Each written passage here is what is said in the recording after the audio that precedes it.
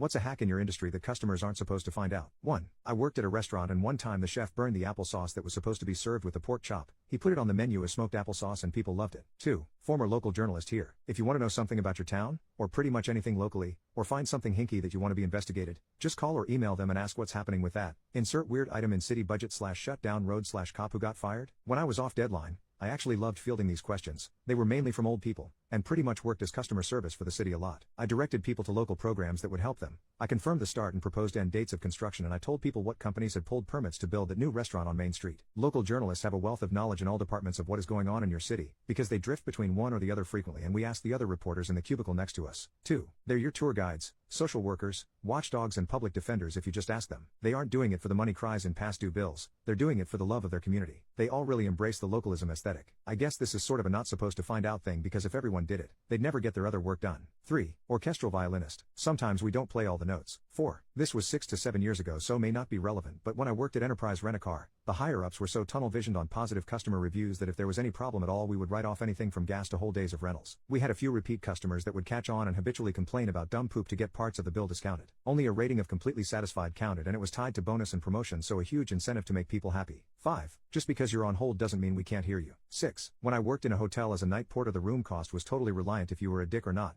I obviously couldn't just give rooms away, but I could pretty much knock off 50%. One day a very tired woman came in with her baby and I couldn't get the payment to go through it all, so I did give it to her for nothing, just had to make sure she was out before 9 a.m. and I cleaned it myself. 7. Dog trainer. This is a hack we want people to understand. One reason we can get your dog to do something so fast is because we use a high rate of reinforcement. Example, I'm training your dog to walk on leash without pulling, and we practice in your driveway. I feed the dog 20 tiny pieces of food by my knee as we walk to the end of the driveway. The first time a client tries the exercise they may use 5. The mechanics of the exercise look easy, but it takes time to get used to. And when people are practicing on their own they do other things, instead of focus on the exercise. They forget how often they need to reinforce the dog for doing the right thing. If they do the exercise for 2 minutes during each walk, with a high rate of reinforcement, roar, that may be all it takes. And once the dog starts to learn, you can gradually slow down the roar. 8. If you or a teenager you know are admitted to a name brand, expensive, rich college and their financial aid package isn't enough, write them and ask them for more money. Mention the other schools you were admitted to and that you receive strong financial packages from them. Do not mention specific numbers unless it's a named scholarship, e.g. presidential or provost. At least 5 of my students this year got between 10-20K extra in scholarship money just by soliciting for it. 9. You can rent a nice casket for the funeral and be buried in a cheaper one. 10. Any Marriott booking made partially with points, with a 3-day cancellation policy, can be cancelled the same day of the booking without any fees. 11. I used to work in the floral industry. Don't call a large national florist. Look up a local florist in your recipient's area and call them directly. Most have websites to help you choose and you'll save money on delivery and service fees, which can go towards a nicer arrangement. Also, unless you order flowers regularly, the membership/loyalty program is a scam and hard to cancel. 12. Most industries have retention teams because it costs 10x more to get a new customer than it costs to keep one you have. So if you call up and complain/threaten to cancel every other time they raise your rates, they'll probably give you the introductory rate. Just be aware you might have to switch. 13. Our physical presence/approach toward the user will sometimes fix the problem they are facing without any additional effort. It's support. 14. Consulting.